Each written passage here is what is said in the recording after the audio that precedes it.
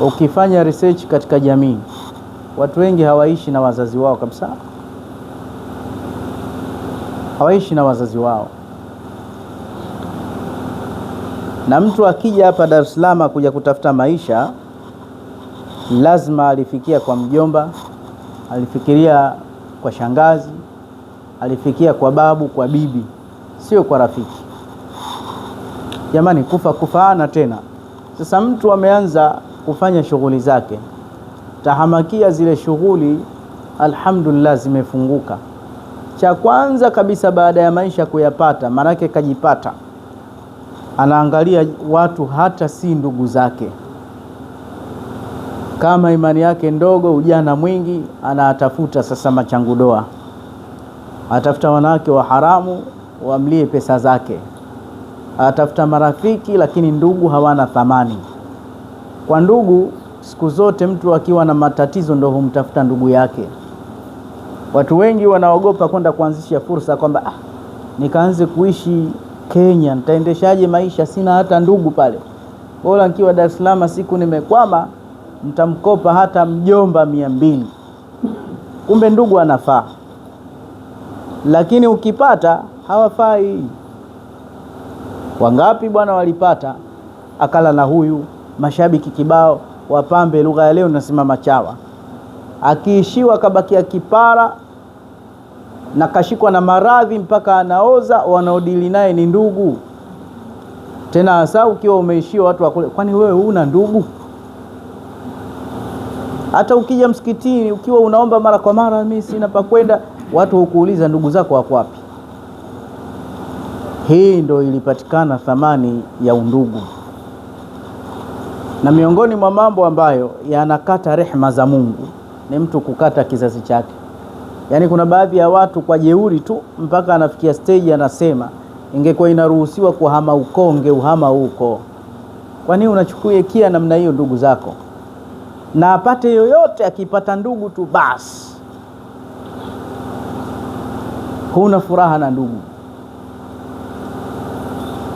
Angalia, kaka mmoja alikuwa anamsomesha mtoto mdogo wake kwa bidii, wamefiliwa na wazazi.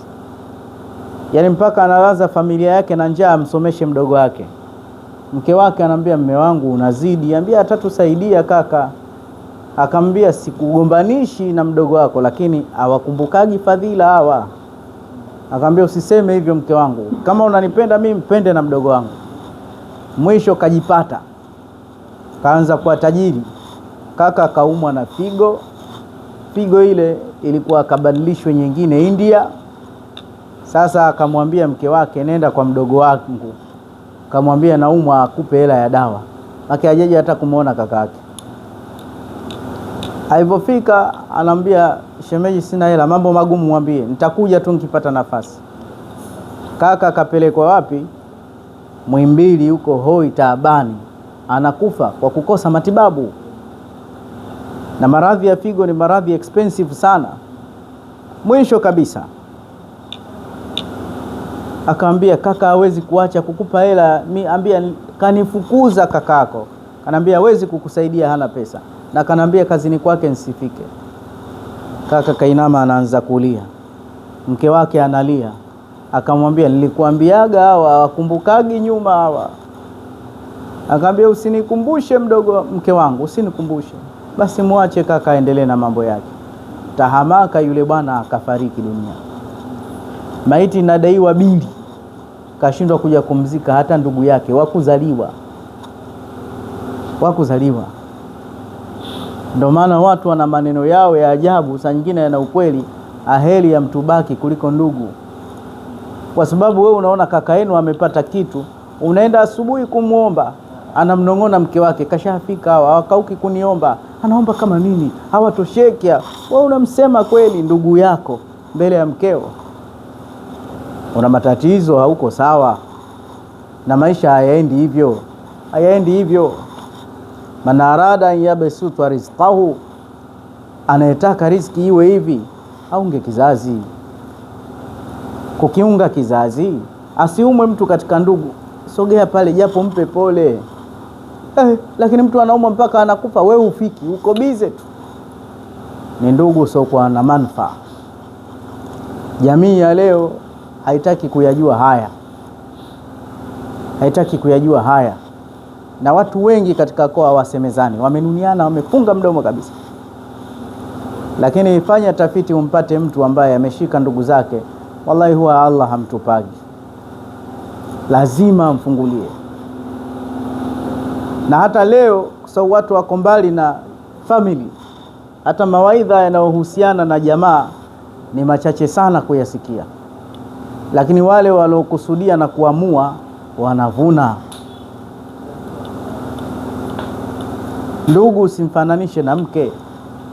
Mke unaweza ukampa talaka, lakini huwezi kabisa ndugu kumpa talaka. Mtizame mwanamke mmoja. Kuna bwana mmoja tunamuita Hajjaj bin Yusuf, ameua watu wengi. Alihukumu familia ya mwanamke, kamhukumu mume wake, kamhukumu mtoto wake na kaka yake. Katika msafara wake mfalme Hajjaj kaona mbele kuna mwanamke analia, anagalagala. Akauliza yule mwanamke analia nini, hebu nileteni.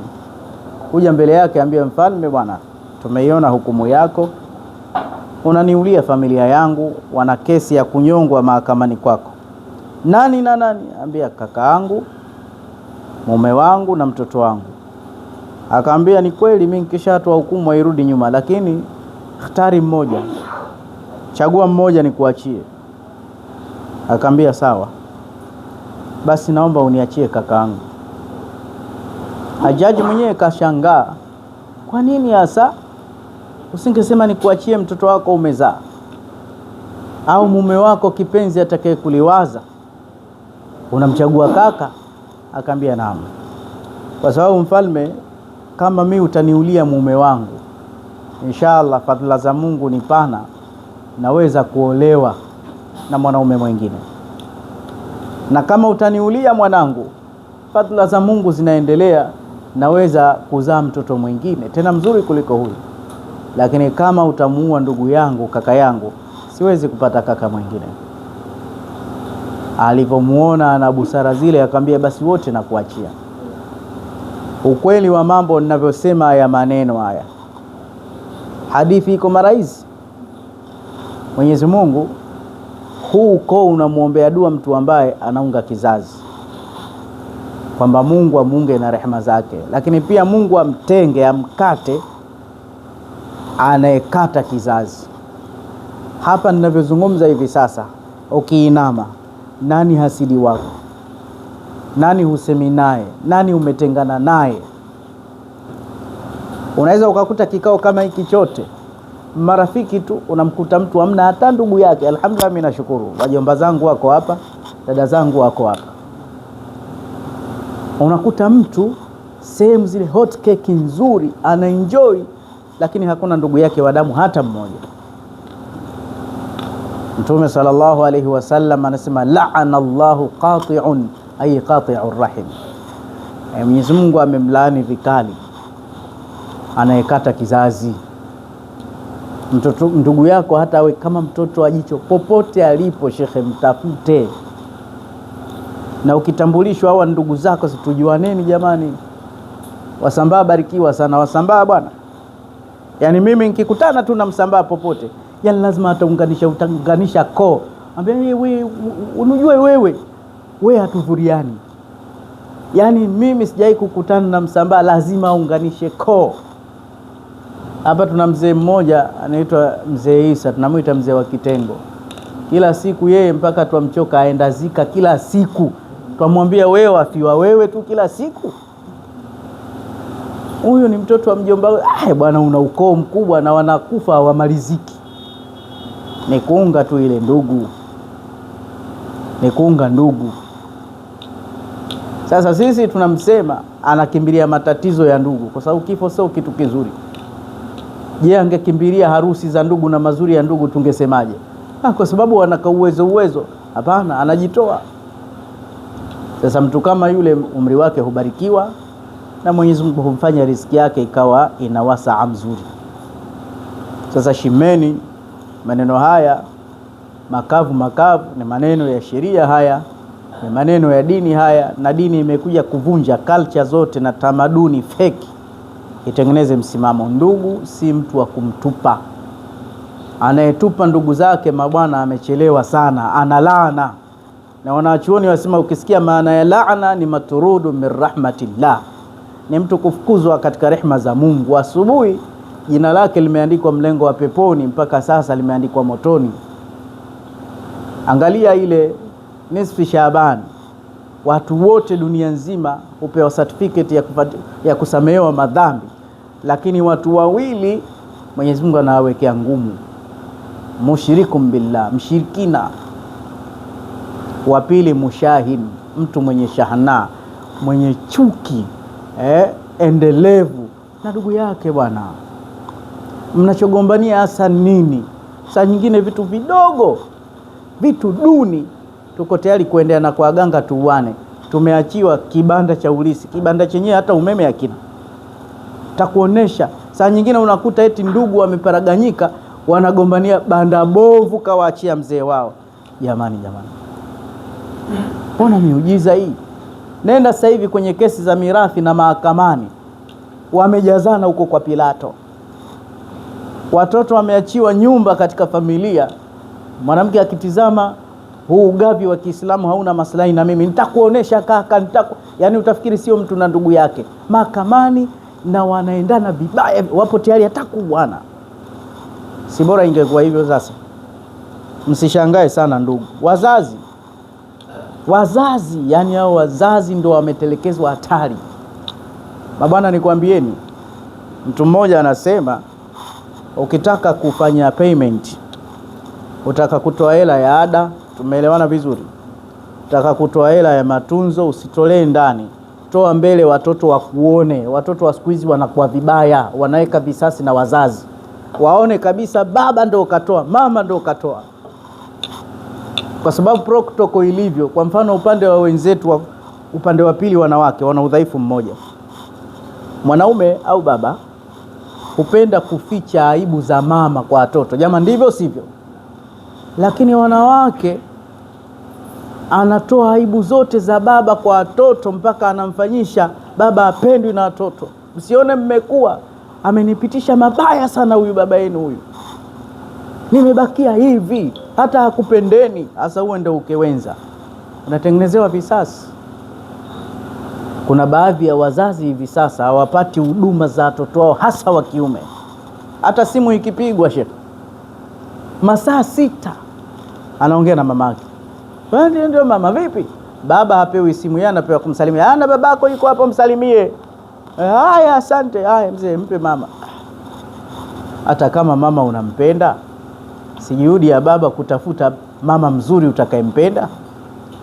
Sasa wazee wengi sasa hivi hawana matumaini tena na watoto wao katika huduma, wamewakata. Na kuna inafikia hatua anampita mzee wake bila kumsalimia, anaona ndo adui yake mkubwa. Na kuna baadhi ya wazee wanaogopa kukutana na watoto wao, kwa sababu kamwahidi, akaambia baba, wewe ni mchawi na siku ukinikalia vizuri nitakuumiza. Kuna mzee mmoja akiahidiwa na mtoto wake, mzee nitakutumia hela, ambia huyu atumi bwana, lakini kwa Asha na Mwanauru atatumia. Na mtu anamdanganya mzazi wake, nenda hapo Tigo Pesa na kutumia sasa hivi. Vijijini Tigo Pesa mbali, mzee mguu mosi mguu pili. Alafu akifika pale kimya, anamzimia na simu. Mzee ambia, hebu niangalizie, kanitumia. Hamtumii. Heshima ile kwa wazee hakuna. Hivi sasa wababa wengi hawasaidiwi na watoto wao. Maajabu yaliokuwa makubwa, unamkuta mzee anasaidia na watoto wa mwenzie. Yani unamkuta tu anatokea kijana from nowhere, anamhendo huyo mzee, baba nitakusaidia usiwe na wasiwasi. Anambebea mzigo, mtoto wake wa kumzaa hata salamu. Mama yako kanisumbua, wewe mwenyewe umenisumbua na fadhila zako. Na akioa sasa, japo kazi umemtafutia wewe, ndo kakata kamba kabisa. Hata kwa uwaliku hata siku moja. Mke wake ana thamani kuliko tena, inakuwaje? Awe na kigari chake cha matatizo. Sasa imetokea sasa mnatoka, anamweka mkewe mbele, mzee unakaa nyuma. Hii si heshima hii. Huu ni unyama huu. Hamna heshima kwa mzee namna hii. Asokuwa na bahati ya bahatiki. Wenzenu sisi hatujai kuita baba hata siku moja. Yaani mimi Sheikh Juma nashukuru mamangu hajaolewa mpaka nimekuwa mtu mzima hivi. Maana yake ningepata tabu, sijawahi kuita baba, sasa ningeambiwa ita baba mpaka nizoee kazi. Sijawahi kuita baba.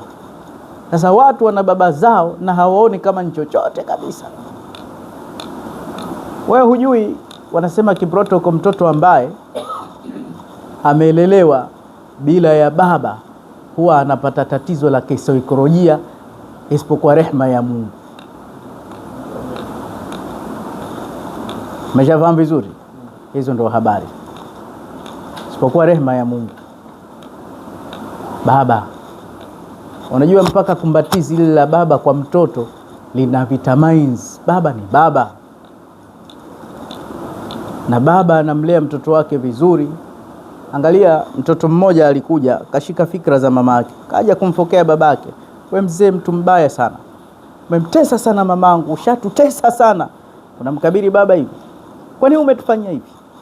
Baba akamwambia mwanae, mwanangu, ni kawaida wanaume wanaficha mapungufu ya wake zao kwa watoto wao, lakini wanawake ni kawaida kuweka wazi mapungufu ya waume zao, japo si kweli, kwa watoto wao, kutengeneza shachuki.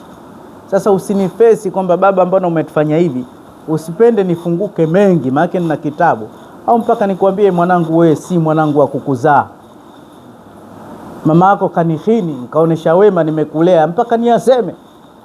Na kuna wanaume wengi kabisa anaona mkewe kateleza, mke wangu hapa umenipiga, na anamfichia siri. Lakini si hivi.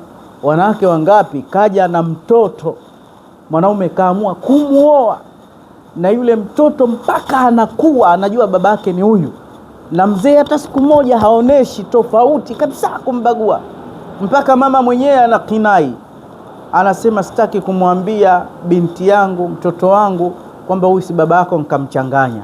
Anajua ni babake, pamoja amembebea mzigo huu, na heshima hamna. Sasa mwanamume anamwambia mke wangu nakubali. Sasa unasema hao watoto mimi naanyanyasa. Huyu tu wa kwako uliokuja naye babake hata 100 hajai kuleta. Nimesimama na wewe sembuse lilowazaa jamani.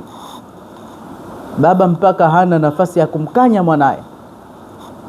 Hana nafasi ya kumkanya mwanae. Usinipigie mtoto wangu, niachie, nao watakuwa jamani. Kwa hiyo hili ni tatizo katika jamii. Watoto wa leo ni kizazi cha mwendo kasi. Kila mmoja amshike vizuri mzazi wake, na kama kaondoka amfanyie dua. Lakini maisha mazuri, hakuna raha kubwa kama kukaa na ndugu zako. Umepata kazi, umepata pesa, shekhe wangu, zile sehemu za kazi pachika ndugu zako kwanza.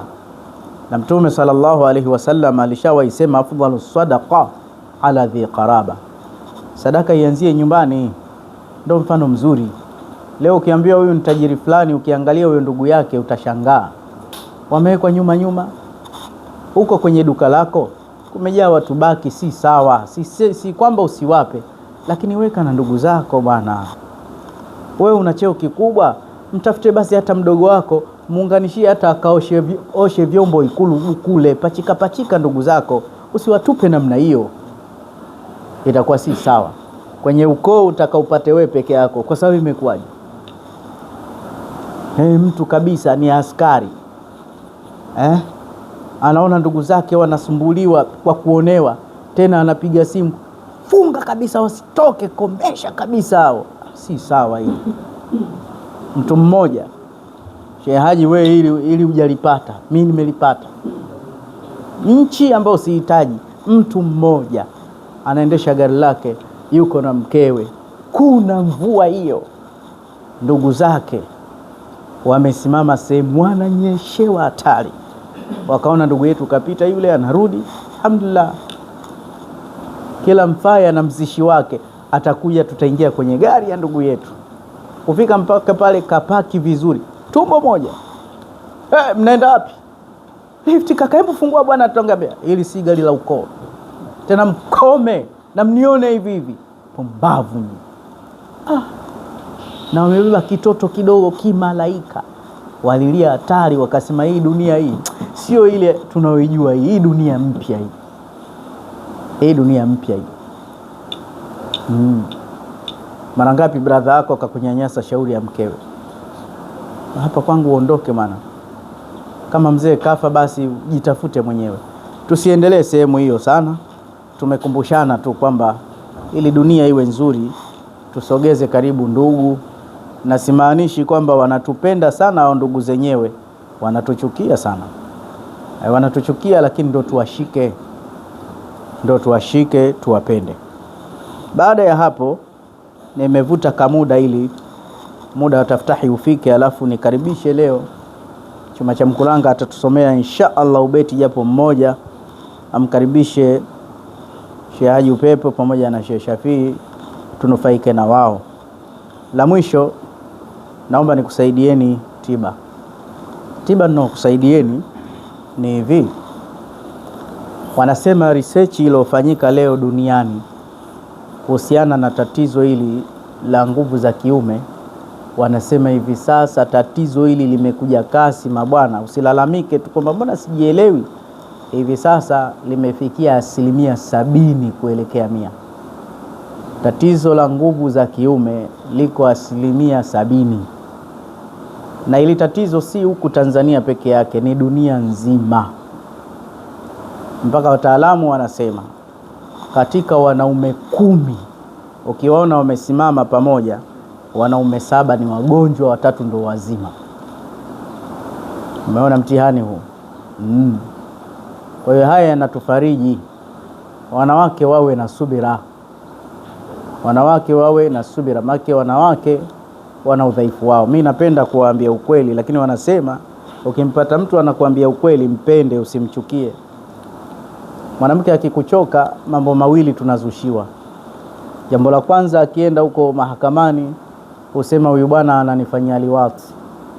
Unadhalilishwa na haya na ukweli.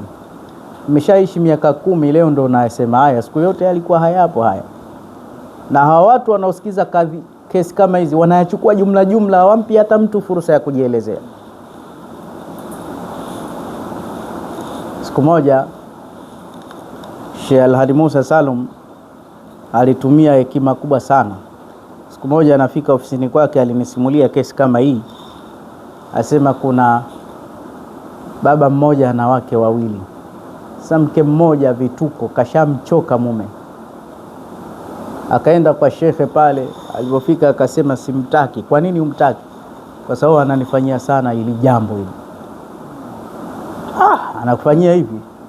Shekhe akalichukulia kwa subira na busara, na anawajua wanawake. Na watu wote tungekuwa na uoni huu, mambo yangekuwa mazuri. Hata leo tulikuwa tumeongozana na Sheikh Haji Upepo, mashaallah, tulimtaja yule bwana Sheikh Al-Hadi Musa Salum kwa uzuri. Tulimtaja kwa uzuri. Na ukienda kule kwenye dawa na tablighi katika mdhakara wa mahaba, una pointi 5. Miongoni mwa pointi ya kwanza, Sheikh Majaega anasema mtu akiwa hayupo zungumzeni yale mazuri yake, afu yale mabaya yake muombeeni. Tena hata siku nyingine nilikuwa na Sheikh Shafi airport, tukamtaja kwa uzuri yule bwana. Tulimtaja kwa uzuri. Hivyo ndio inapotakiwa. Basi akasema, akamuita, akatoa wito mume wa yule bibi aitwe. Akamwambia mama, basi relax, ngoja kwanza shekhe aje. Yule bwana alipofika pale, zile tuhuma zikatolewa. Zilipotolewa tuhuma kama zile, yule shekhe akazikubali yule mwanaume, kwa sababu alikuwa mwanaume mashine. Akaambia ndio, huyu kweli hivyo vitendo nimemfanyia shekhe. Ni mke tuna miaka 20 naye, kweli nimemfanyia hivi vitendo. Na sijaanza leo, siku nyingi. Sasa mbona alalamika leo? Ambia kwa sababu mimi nina wake wawili. Mwenzie sijawahi kumfanyia, nimemfanyia yeye peke yake. Yule mwanamke asema toka, hajawahi kunifanyia hata siku moja. Ambia haya basi rudini nyumbani. hata siku moja hajai kunifanyia. Basi alisema shekhe, nilimshangaa yule mzee biquwwati fikrihi, ana upeo. Akasema haya mzee, kuliko niambia, nilikuwa najua tu anakuja kusema nini huyu, kwa sababu kashanchoka. Na mimi nilijua tu nitamkomesha wapi.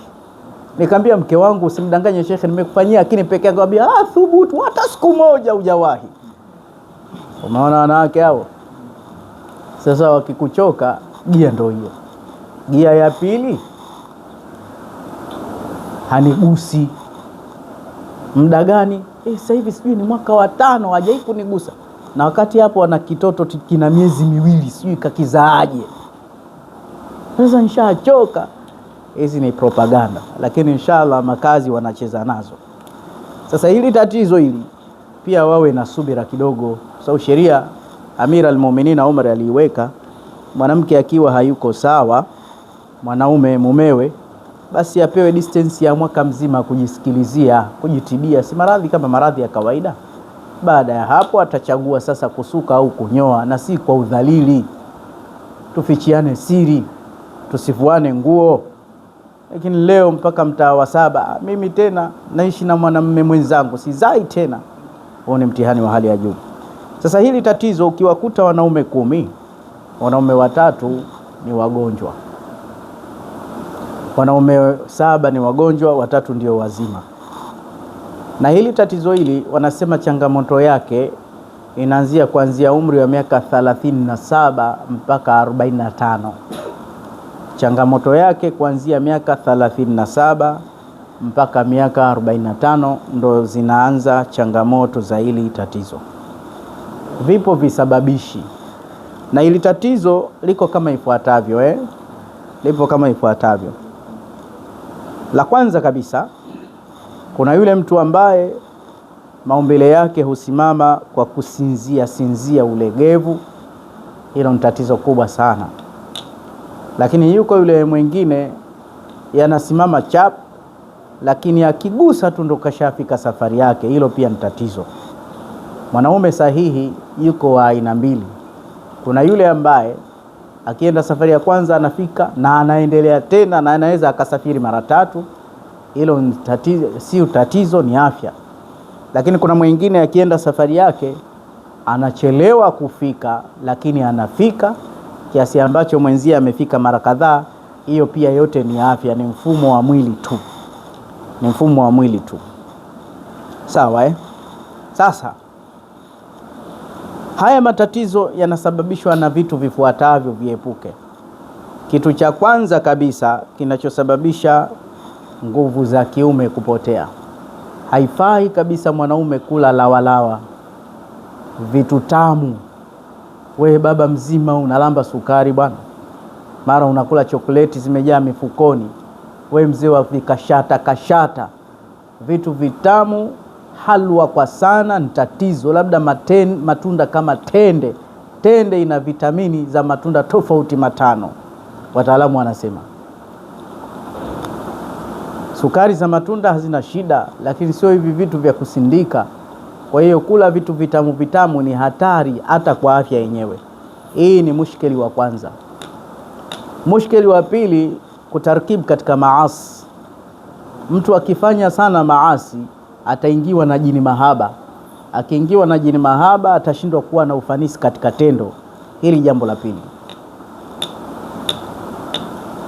Jambo la tatu, kukosa usingizi. Usingizi ni afya na ni tiba. Kima cha chini wanasema mtu itakiwa alale masaa 9, lakini kwa sababu sisi tunaamka mapema kuswali, basi alala akali masaa 7. Lakini leo TikTok zimeingia, kazi za kompyuta nyingi, mpaka saa 9 hujalala, unaona unatafuta pesa. Ukikaza huku unaharibu. Lazima umanage time yako, na lala saa ngapi na amka saa ngapi. Angalia watu wa Badri, idh yughashikumun nu'as. Watu wako vitani kwa umuhimu wa usingizi. Allah aliwatia usingizi. Allah aliwapa usingizi. Kwa sababu ukilala japo dakika 5 ukiamka unakuwa attentive. Usingizi ni kitu muhimu sana. Usingizi. Hata watoto ambao hawalali mchana wagumu kusikia kuliko wanaolala mchana. Na kwetu sisi huku tuna usingizi mwingi wa Islamu. Kuna mpaka kailula bwana. Kuna mpaka kailula. Fanyie Sheikh takrima Sheikh Hussein. Tamam. Kwa hiyo tatizo la tatu. Tatizo la 4, uchache wa kunywa maji. Mtu hanywi maji eti mpaka awe amekunywa supu imkifu. Maji ni tiba. La hayata biduni ma. Wataalamu wanasema kunywa lita 5. Sheikh naambie robo lita kwa siku ujanywa. Si maji unywe eti mpaka ujisikie. Hata kwa ishu za moyo inahitaji maji yalopoa, si baridi. Muhimu sana maji. Anayekunywa maji afya yake inakuwa vizuri, hasa wanaume. Lazima pia unywaji wa maji usiwe mchache. Lakini athari nyingine, kutokurelax katika kazi, kuhard work muda mrefu. Mchana amebeba mizigo, usiku kucha, hasa wale wanaojenga, lali kazi ngumu. Hii pia inamletea shida. Tatizo jingine, wanasema matatizo ya leo ya nguvu za kiume sio matatizo ya kibiolojia, ni ya kisaikolojia, psychological. Yani ni matatizo yanayotokamana na msongo wa mawazo. Kuna vitu vinasababisha pia kuondosha kabisa appetite ya tendo. Samanini nazama kidogo. Katika kichwa cha mwanaume, kichwani kuna kifaa kinaitwa subconscious mind. Hichi kifaa subconscious mind ni zaidi ya memory card au external power. Kinahifadhi kumbukumbu muda mrefu. Ndio maana sheria imetukataza yule mtoto mdogo. Maana umri wa kumlea mtoto ni kuanzia miaka 0 mpaka miaka 4. Ndio anaanza kulelewa mtoto. Ile wanaita ni miaka ya utambulisho. Wazazi wengi wanakafilika na kipindi kile, wanafanya mpaka sex, jimai mbele ya mtoto, kuamini nilikuwa na babake sasa hivi mambo hayajambo, na mtoto si hajui chochote. Haimaanishi hajui chochote, haimaanishi kwamba hakamati chochote. Kuna kitu kinaitwa subconscious mind. Akiona yule mtoto, jicho linapiga picha, linaichukua ile kumbukumbu, haitoki, kiingia katika subconscious mind. Ndio maana kuna watoto wengine kama wamezubaa, utaona kitu asema huyu kazaliwa hivi. Hakuna mtu alozaliwa hivyo. Subconscious haijasalimika. Kipindi hiki ni kipindi cha utambulisho. Anakuja kuishi picha aloiona na sauti aloisikia. Ndio maana akizaliwa si hajui chochote. Mbona tumetaklifishwa adhiniwe na akimiwe? Hajui chochote huyu. Heshima sasa. Nini maana yake? Asikie ukubwa wa Allah, apokee majukumu. Sasa subconscious mind kwa mwanaume katika saikolojia ya leo inawaathiri mwanamke. Maeneo matatu ya kismeli yakitoa harufu, huyu mwanaume anachukua kile kifaa chake, kinachukua kinaweka kumbukumbu, anapoteza mvuto wa mkewe. Ndio yule tabiiyati mmoja, mtoto wake alivyoolewa aliambia, yabnati fakhudh minni khisalin 10, binti yangu na mambo 10 nitaka nikupe uende nayo kwa mumeo. Miongoni mwa mambo hayo alimwambia, chunga sana pua ya mumeo, chunga sana jicho la mumeo.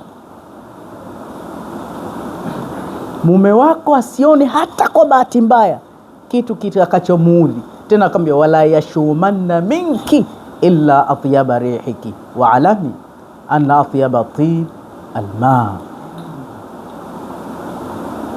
Mume wako asinuse kutoka kwako ila harufu yako njema. Kuna maeneo matatu mwanaume akiasikia hata huyu mwanamke kampenda vipi anapoteza mvuto. Eneo la kwanza, kinywa. Wanahangaika akapokea harufu ile, subconscious ishabeba hilo tatizo hilo. Kwa maana tunasema ndoa za leo uchanga mwingi. Watu wanaingia kwenye mahusiano hajakuwa kihisia. Hamna mafundisho, kuvamia tu ndo. Ndio unakuta vibinti vidogo vizuri na vinaachwa. Nikwambieni sasa, saikolojia inasema mwanamke ana uwezo mkubwa wa kuishi na mwanaume ambaye hajampenda, lakini mwanaume hawezi kuishi na mwanamke ambaye hajampenda. Eneo la kwanza hili. Eneo la pili, kwapa. Akitaka kufunikwa, ile harufu inakuja kukwaruza hapa. Na kuna watu wengine, unajua nikwambieni kitu kimoja.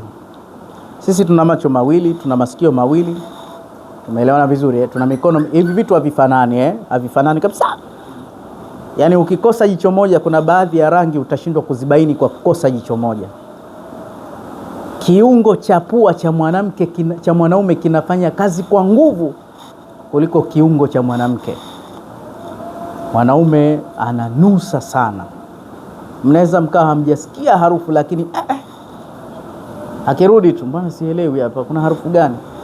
Sijaona, kumbe mtoto kajisaidia yeye tayari zamani.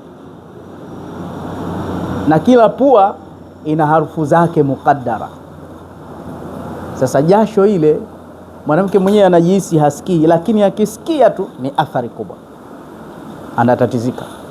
Si bora huko kwenye nafsi sasa ukatokwa na uchafu, ukatokwa na harufu. Ndio maana mwanamke amesisitizwa aweke miski huko. Usafi ni muhimu sana kuliko chochote. Hizi taratibu alhamli za kileo, mtu kaeka vidonge huko mara kama kumeoza, ili ni tatizo. Hili ni tatizo kubwa. Sasa basi, haya yanasababisha pia mwanaume kupoteza mwelekeo. Lakini mengine wanasema katika wale wanawake 5 ambao hawatakiwi na mwanaume, wa kwanza anayetoa harufu, wa pili anayebishana sana, yani anayesikiliza ushauri kila sehemu, wa 3 asomheshimu mzazi wako hasa mama, wa 4 anayekufanya kibubu, yani wewe anakaa na wewe hela tu, wa 5 anayeongea sana. Wanaume huwa hawamtaki mwanamke anayeongea kupitiliza, maneno yenyewe ya hovyo, pilipili. Kuna bwana alikuja kushtakiwa kwa baraza na mkewe kwamba mume wangu anasali, ameenda mpaka umra, unirudia saa 5 usiku, nimempikia chakula, nimejiandaa mpaka hina zinakauka. Yule bwana akaambiwa, vipi shekhe, na wewe unaonekana Muislamu safi? Ambia, shekhe, nimechoka ujane, kula peke yangu, ndio maana nikaoa lile na mke wangu. Lakini baada ya kuoa nilichokidream sicho. Salama yangu nirudi kumekuchwa, kwa sababu nikirudi kweli mke wangu kajiremba, kaniwekea maji, uo mdomo, tutapigizana kelele mpaka nachoka. At least nikirudi usiku kalala, napata amani. Kila siku mashtaka tu, hatuishi sisi kuzungumza. Umeona sasa? Mwanamke akajigundua kumbe ana udhaifu.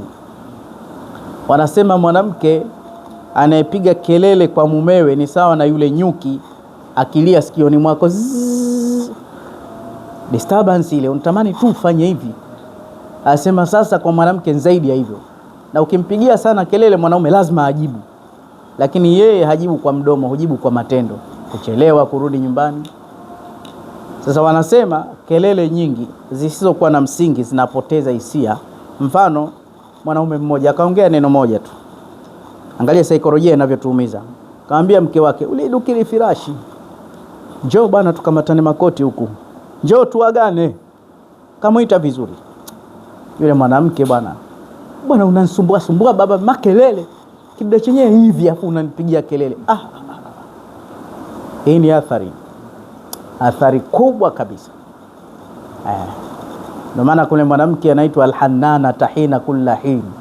Ukimshika hivi ambia, mume wangu wa zamani bwana, sema tu alikuwa muuni yule, yani mume wangu yule alikuwa hatari sana. Hili ni tatizo.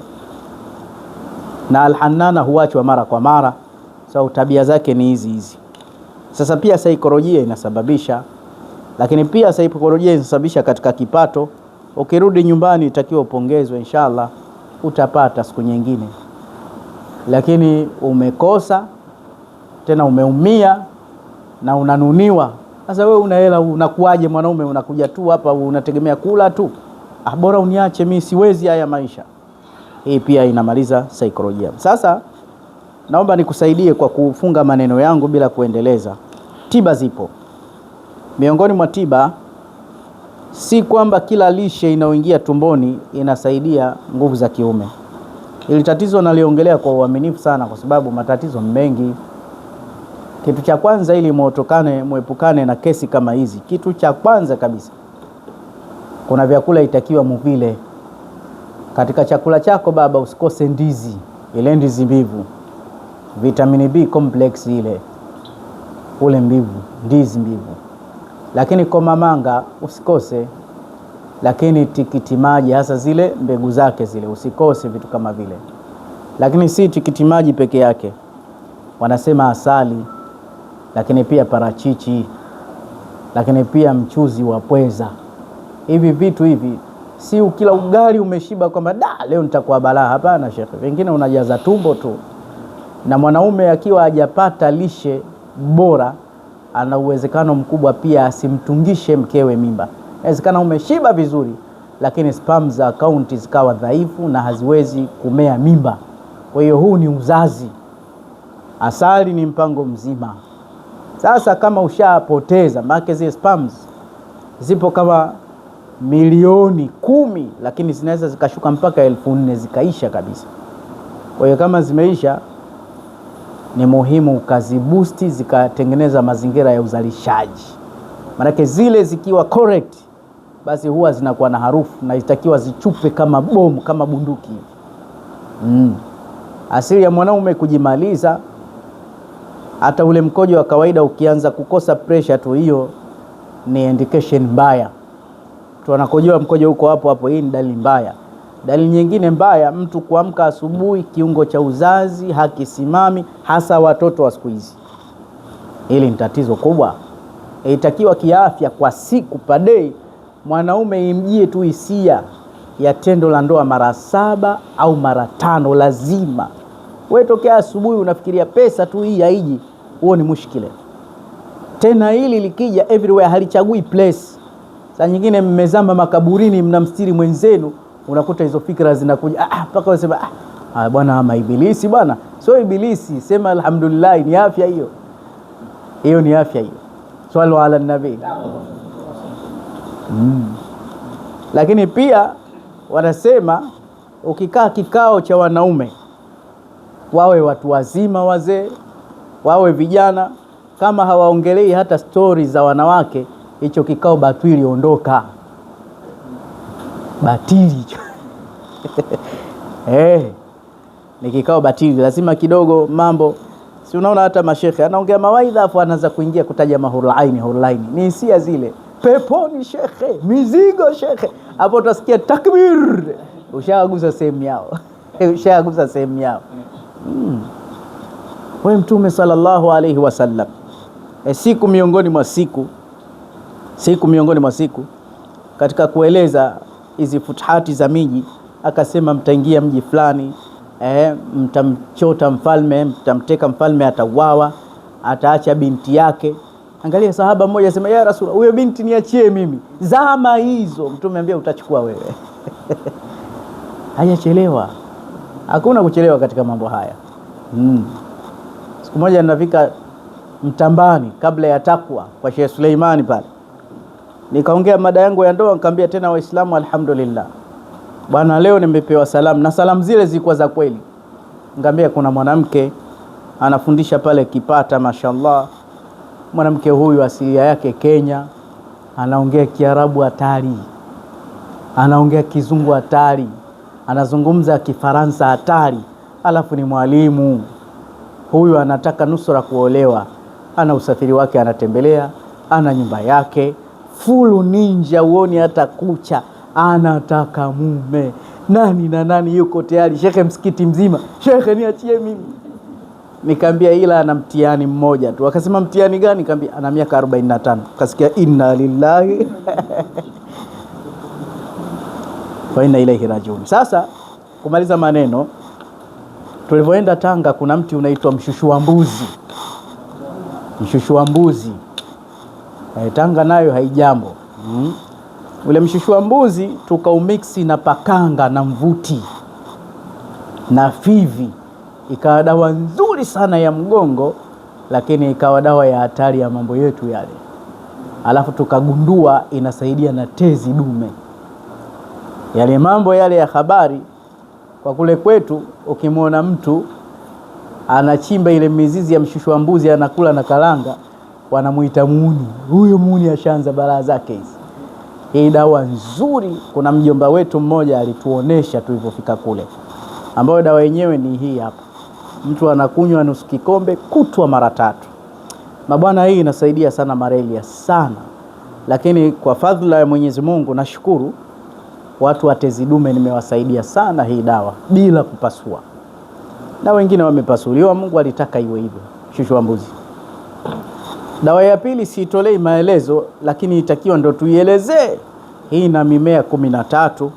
Hii dawa nimefundishiwa Pemba mabwana, na kusomeshwa dawa hii nenda kaangalia linafungwa gari. Ni askari gani mabwana mmekaa tu. Na dawa hii dawa hii Sheikh Haji mzee alokuepo Zanzibari, sharti yake aliniomba mabati 37 ili anifundishe hii dawa. Hii ina vitu 13. Ina vitu 13 dawa hii.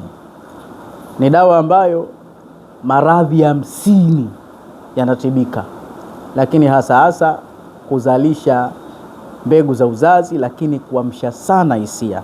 Hatuna muda wa kutaja mambo yake yaliyokuwemo ndani, lakini pia kuna dawa nyingine inaitwa mathna wa thulatha wa ruba. Hizi dawa 3 hizi inshallah mgonjwa tunaweza tukaanza na sisi hapa. Mgonjwa atatupa ushuhuda, alokuwa mbali awasiliane na sisi. Maneno haya yamekuwa marefu, kameramani inshallah mtayakata, si tatizo. Tunamshukuru shekhe wetu mmoja Al-Mujahid Al-Kabir, shekhe ambaye binafsi alinifanyia nusra, siwezi kumsahau kabisa. Na leo nilimpa mwaliko wa hapa ili nipate kumfanyia ikramu yake japo kuonana. Ni amiri wetu kule Singida, yupo kule kaingia sasa hivi mwishoni, Sheikh Isa Gyum. Yule ni mcha Mungu kweli kweli. Ni shekhe ambaye hatujuani ila kwa ajili ya dini, lakini wallahi alinihifadhi mwake, akanitafutia mahari za kuolea, akanitafutia nguo za kuvaa bibi harusi. Alinifanyia ikramu kubwa sana. Kwa kweli Waislamu wa Singida wana moyo wa kipekee kabisa. Mwenyezi Mungu awafungulie kila la kheri. Na kwa sababu alinifanyia vitu vile kwa moyo mmoja, nami nilipata mke ambaye huyo mke nahisi kama ni hurul aini. Mpaka sasa tuna miaka 17. Kipindi hicho naoa na miaka 21. Jumlisha 17, sijui nishafikisha sasa miaka mingapi. Kwa hiyo alinifanyia nusura hiyo, kwa kweli nashukuru sana kwa kiasi kikubwa. Na walisimama na mimi bila kujua natokea kijiji gani. Walipoona nembo tu ile ya Uislamu nikapata nusra. Kufunga maneno yangu ndo ilivyo, wema hautupwi kabisa wala hauozi. Mama yangu zamani ilikuwa ni kazi yake. Nyumbani kwetu tulikuwa tunapokea wageni wengi. Ilikuwa watu kutoka Moshi wasema, wewe ukitaka kuoa pa kufikia kuna bibi mmoja anaitwa mama yake Uthmani, nenda. Watu walikuwa wakimwambia mpaka mama, wewe unawapokea watu wajui, utakuja kupokea wanyonya damu, wasema wana haja hawa. Basi kupitia ule wema niliona mimi katika safari yangu. Mimi ni mtu wa Tanga. Sheikh, nimeenda kuoa Singida huko. Nimeenda peke yangu. Sikuulizwa ndugu zako mkina nani, unafanya kazi gani. Nimepokelewa kiasi kikubwa. Nikasema ni ule wema wa mzazi wangu. Kwa hiyo na sisi tuwe na tabia kama hizi, kuwatendea watu wema, kwa sababu wema unaendelea. Inna fi'la raddu fi'l. Kila action huwa ina reaction kwa haraka, hasa kutoka kwa yeye Allah jalia.